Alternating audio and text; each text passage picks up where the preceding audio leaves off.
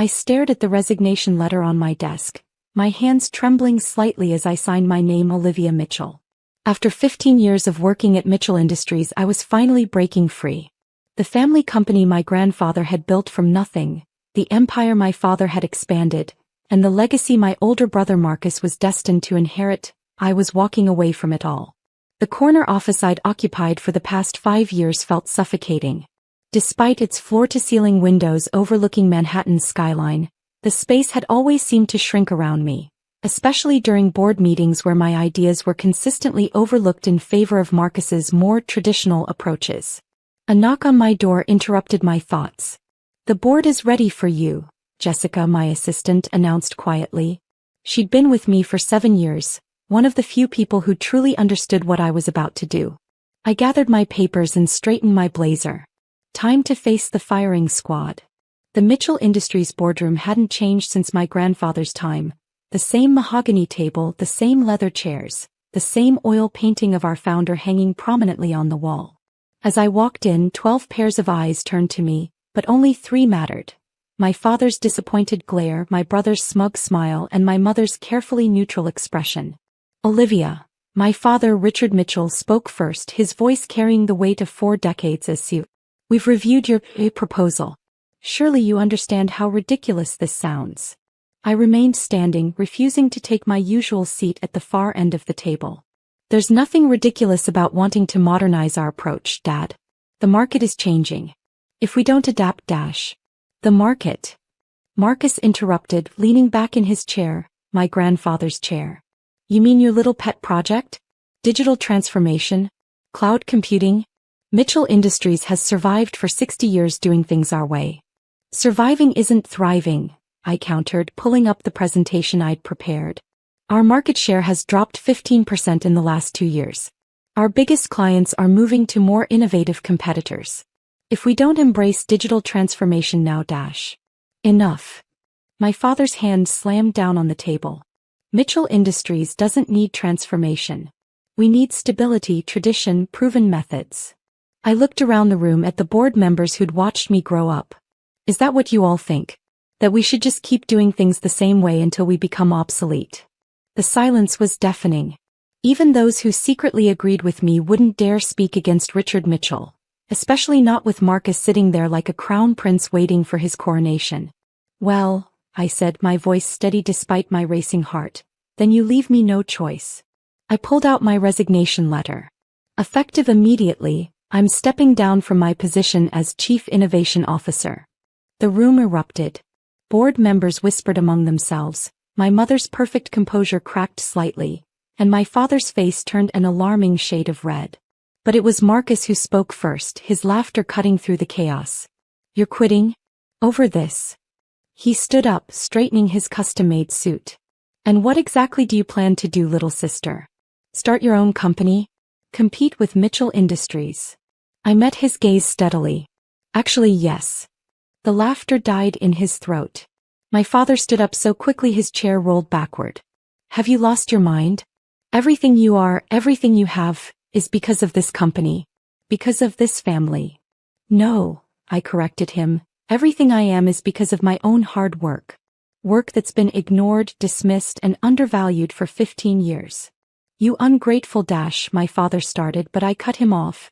"I've already secured funding. I have a business plan, potential clients "Who would never work with you if they knew you were betraying Mitchell Industries," Marcus sneered. "Face it, Olivia. You're nothing without the Mitchell name." I smiled, thinking of the contracts already signed under my mother's maiden name, Stewart. "We'll see about that. If you walk out that door," my father's voice was cold, "don't expect to come back. Ever." I looked at my mother, seeing a flicker of something fear, in her eyes before she looked away. Then I turned to the painting of my grandfather, remembering his words from years ago. "Sometimes, sweetheart, the bravest thing you can do is start over." "Goodbye, Dad." I placed my resignation letter on the table. "I hope you remember this moment." Marcus followed me to my office, watching as I packed my personal belongings into a single box. "You'll fail," he said, leaning against the doorframe. "You'll come crawling back within 6 months, begging for your old job." I picked up my box, walking past him. "Goodbye, Marcus." "You'll be nobody without us," he called after me. Nobody. The elevator ride down 60 floors gave me time to breathe to steady my nerves. In the lobby, Jessica waited with her own box of belongings. "You don't have to do this," I told her. She smiled. "Are you kidding? I wouldn't miss this for the world." Outside, New York summer air hit us like a wall of heat. I looked up at the Mitchell Industries building, my family's legacy, my golden cage for the past 15 years. "Ready?" Jessica asked. I nodded, hailing a taxi. Time to build something of our own. The next 6 months were a blur of 18-hour workdays, endless meetings, and countless cups of coffee. I'd rented a small office in Brooklyn, nothing like my corner suite at Mitchell Industries, but it was mine. Stewart Digital Solutions, named after my mother's maiden name, started small but grew quickly. My experience at Mitchell Industries had taught me what large companies really needed, not just digital transformation but a complete rethinking of how they operated in the modern world. We secured our first major client within 2 months, a mid-sized manufacturing company that Mitchell Industries had dismissed as too small to bother with.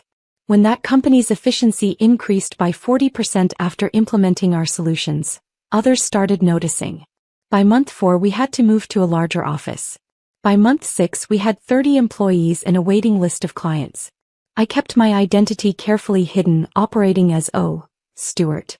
The business world knew me only as a promising newcomer with an uncanny understanding of traditional industries' needs. Every time Mitchell Industries lost a client to us, Marcus would send out angry emails about loyalty and tradition. I saved each one, printing them out and keeping them in a folder labeled motivation. Then came the day that changed everything. I was reviewing quarterly reports when Jessica burst into my office, her face flushed with excitement. "Olivia, you need to see this." She handed me her tablet, open to a financial news article. The headline made my heart stop. Mitchell Industries faces crisis as major clients jump ship. I skimmed the article, taking in phrases like falling market share, and failure to modernize, and seeking new leadership. But one detail caught my eye. They were planning to hire a new chief technology officer to help modernize their operations. "There's more," Jessica said, pulling up another email. "We just received a resume for our senior executive position. You'll never guess who it's from." I looked at the name on the application and couldn't help but laugh. Marcus Mitchell, my brother who'd sworn I'd be nothing without the family name, was applying for a job at my company. And he had no idea who he'd be working for. Jessica watched me carefully. "The interview slots are open next week. Should I schedule him?" I leaned back in my chair, thinking of all the times Marcus had dismissed my ideas, belittled my achievements, and claimed I'd be nothing without him. Now here he was unknowingly begging me for a job. "Schedule it for Monday," I said, a smile playing on my lips. "I think it's time for a family reunion." Monday morning arrived with a weight of anticipation. I stood in my corner office at Stewart Digital Solutions' new headquarters, straightening my Chanel suit, a small indulgence I'd allowed myself after our first $1 million contract. The view wasn't as high as my old Mitchell Industries office, but somehow I could see further. "Marcus Mitchell has arrived," Jessica announced through the intercom. "He's 15 minutes early." I smiled, remembering how he used to mock my habit of arriving early to meetings. "How does he look?" "Different," Jessica replied. "No custom suit today. He actually seems nervous. Put him in conference room A. Let him wait." I spent the next 30 minutes reviewing his resume, though I hardly needed to. Every accomplishment listed was something I'd witnessed firsthand, many of them projects I'd actually spearheaded while he took the credit. The irony wasn't lost on me. At exactly 9:15 I walked into the conference room. Marcus sat with his back to the door, his shoulders tense under his off-the-rack suit. The past 6 months hadn't been kind to him, his hair had more gray and he'd lost weight. "Mr. Mitchell," I said coolly, watching him stand and turn. "Thank you for coming in today." The moment of recognition was everything I'd imagined. His face went from professional smile to shock to disbelief in the span of seconds. "Olivia. Actually, it's Ms. Stewart here." I sat down at the head of the table, gesturing for him to do the same. "Or did you forget that's Mom's maiden name?" He remained standing, his face flushing red. "This is impossible. You own Stewart Digital Solutions.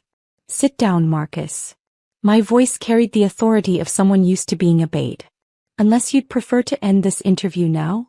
He sank into his chair looking like someone had just pulled the world out from under his feet. When?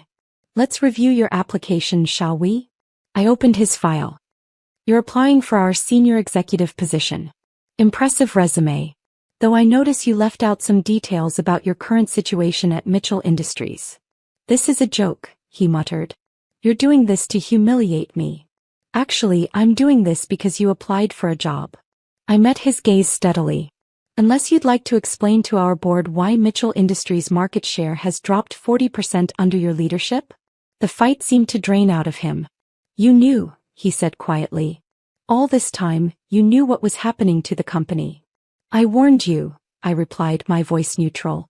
I warned all of you. Digital transformation wasn't just a pet project, Marcus. It was survival. He ran a hand through his graying hair. Dad's sick, he said suddenly. The stress. After we lost Apex Industries to your company, though we didn't know it was yours then, he had a minor heart attack. I felt a twinge of concern but kept my expression professional. I'm sorry to hear that. How's Mom taking it? He hesitated. He asks about you. Every Sunday dinner she looks at your empty chair. The same chair I sat in while you and Dad dismissed every idea I ever had? I raised an eyebrow. The same dinners where you both explained why I'd never understand business the way you did? Marcus had the grace to look ashamed. We were wrong, he admitted, the words seeming to physically pain him. Everything you predicted. It all happened exactly as you said it would. I leaned back, studying my brother. The arrogant crown prince was gone, replaced by a man who finally understood how wrong he'd been. Why did you apply here, Marcus? The truth. He took a deep breath. Because Stewart Digital Solutions is the only company successfully modernizing traditional industries without destroying them. Does your methods work? Because. He looked down at his hands. Because I need help. You need help, I repeated slowly. Like I needed help when I proposed these exact solutions 2 years ago? Olivia, please. His voice cracked slightly. Mitchell Industries is dying. Dad's too sick to run things, I'm in over my head, and our biggest clients are all talking to other firms. You need me, I finished for him. The sister you said would be nobody without the Mitchell name. The silence stretched between us, heavy with 2 decades of rivalry, resentment, and regret. Finally, Marcus spoke again, his voice barely a whisper. I was wrong. About everything. You've built something extraordinary here all on your own. Meanwhile, I'm watching our family's legacy crumble because I was too proud to admit I didn't have all the answers. I stood up, walking to the window. Below, New York City bustled with its usual energy, unaware of the drama unfolding in this room. Do you know what the hardest part was, Marcus? It wasn't starting over. It wasn't building this company. It was knowing that my own family had so little faith in me that they couldn't even imagine I might succeed without them. I know, he said quietly. And I'm sorry. Truly sorry. I turned back to face him. Stewart Digital Solutions doesn't hire based on family connections. If you want a position here, you'll have to earn it. Starting at the bottom. His head snapped up. You'd actually consider hiring me? As a junior consultant, I specified.